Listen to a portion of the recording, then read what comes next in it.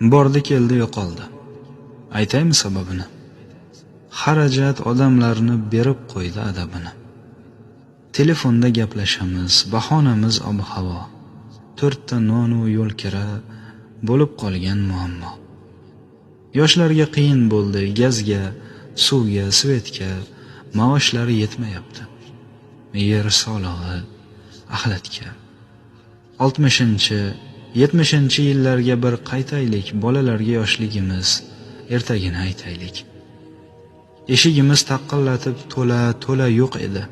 Hamma ish bilan ovora, qornimiz ham to'q edi.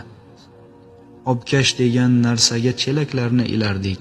Quduqdan suv tashib kelib, idishni to'ldirardik. Tanchaga cho'g' olib kelib bosib qo'yib kuliga 1 kilo un berardi. Buxonkani puliga.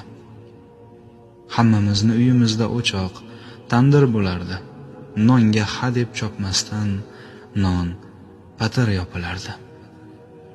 Chiroqning idishiga kerosinni quyib olib, qorong'ida o'tirardik, lampa shisha yoqib olib. Taxmonda o'rin, ko'rpa, mebel divan qayoqda, yerga joy solib uxlash moda edi hamma yoqda. O'zbeklar qiz uzatsa 10 ta ko'rpa qilardi. Ammo buvi, xolalar yotib qolgan borardi. Televizor deganlari boynikida bo'lardi. Kino boshlanib qolsa, mahalla jam ko'rardi. Qozonda suv isitib, kirni qo'lda yuvardik. Vanna, hammom bo'lmagan. Sovuq suvda chayardik.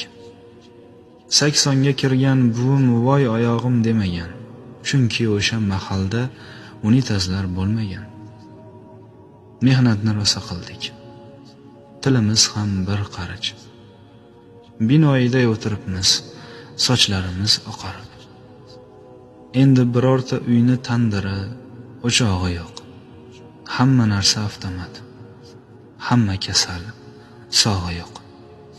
Mehr ko'zda, yaqinlarni ko'zingiz bilan ko'ringlar. Oqibat yo'qolmasin, diydorlashib turinglar. She'rni Qashqadaryo ahli Telegram kanali uchun maxsus Javohir Kamoliddinov o'qidi.